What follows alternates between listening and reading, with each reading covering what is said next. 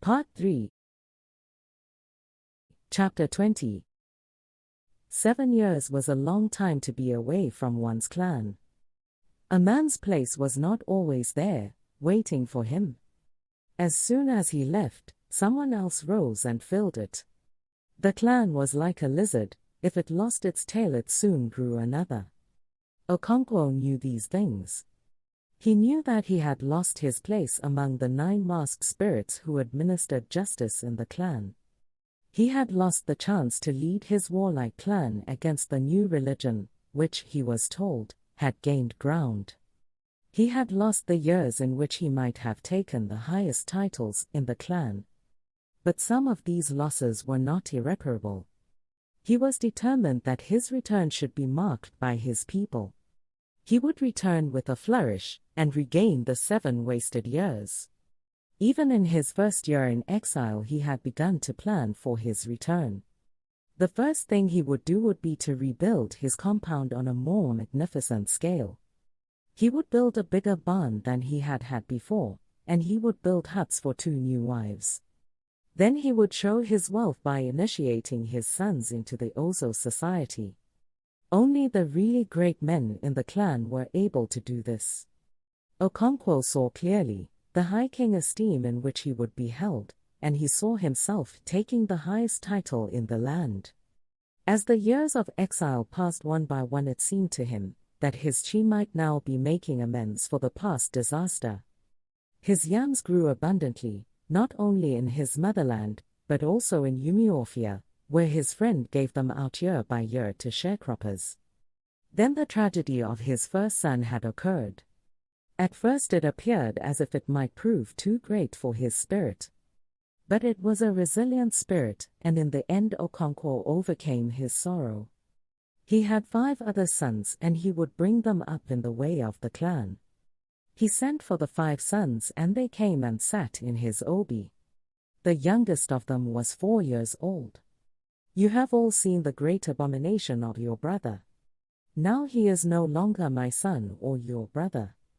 I will only have a son who is a man, who will hold his head up among my people.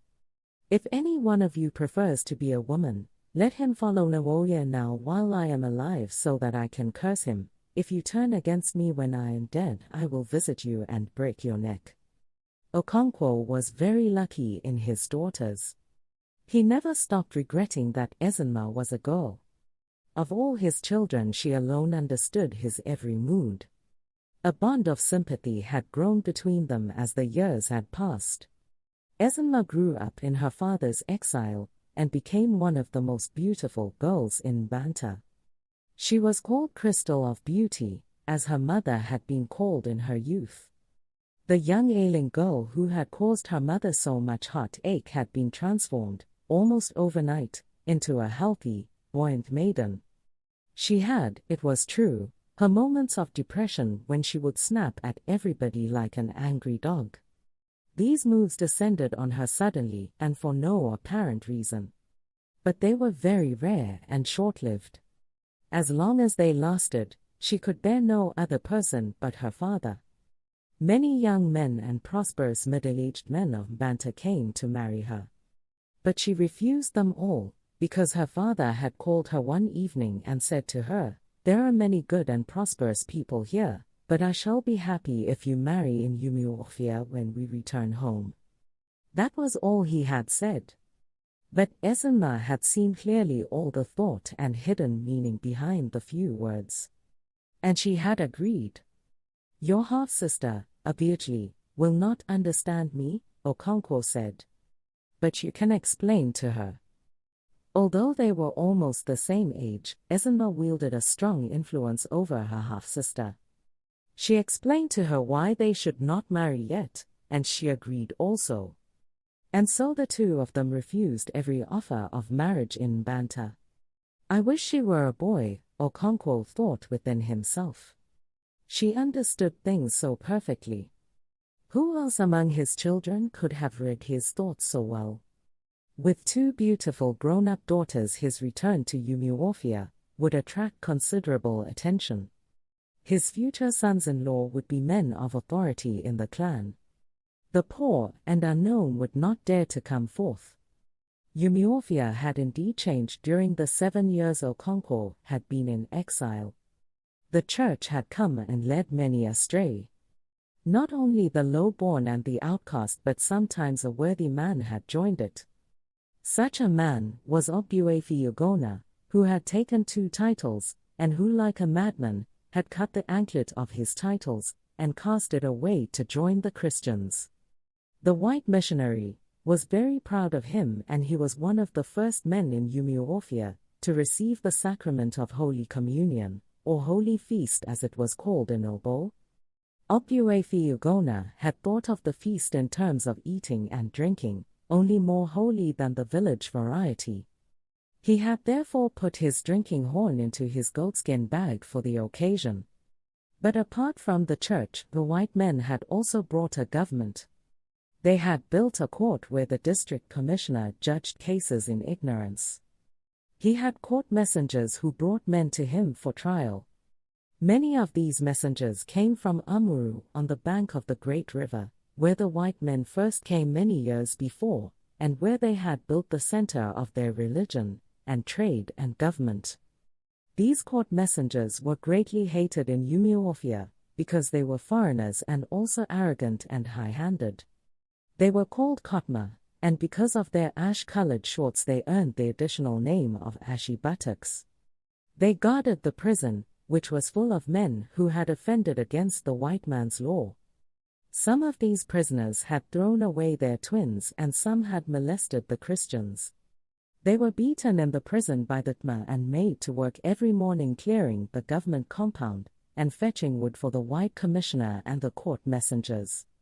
Some of these prisoners were men of title who should be above such mean occupation. They were grieved by the indignity and mourned for their neglected farms. As they cut grass in the morning, the younger men sang in time with the strokes of their machetes, Kotma of the ash buttocks. He is fit to be a slave.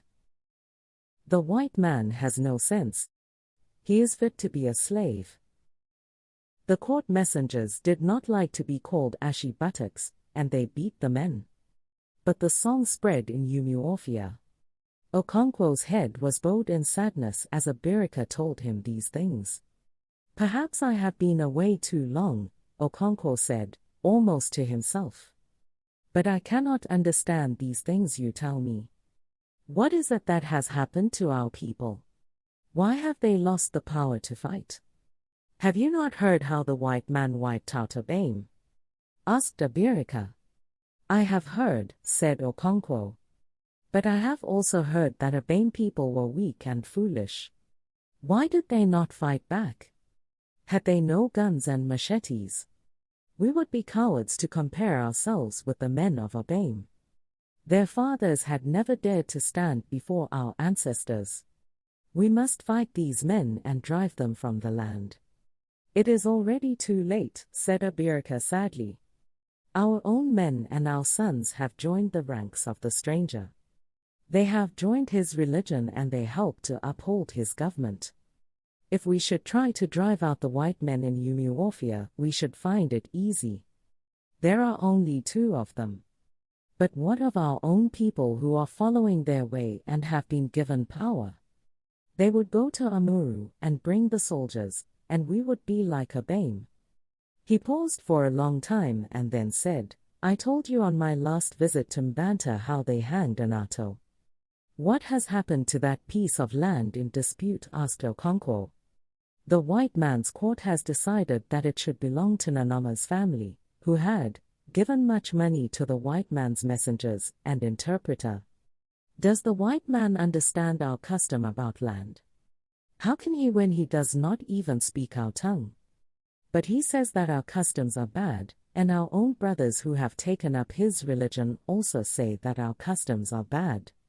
How do you think we can fight when our own brothers have turned against us? The white man is very clever. He came quietly and peaceably with his religion. We were amused at his foolishness and allowed him to stay. Now he has won our brothers, and our clan can no longer act like one. He has put a knife on the things that held us together, and we have fallen apart. How did they get hold of Anato to hang him? Asked Okonkwo. When he killed Ajush in the fight over the land, he fled to Aninta to escape the wrath of the earth. This was about 8 days after the fight, because Ajush had not died immediately from his wounds. It was on the 7th day that he died. But everybody knew that he was going to die, and Anato got his belongings together in readiness to flee. But the Christians had told the white man about the accident, and he sent his Kotma to catch Anato.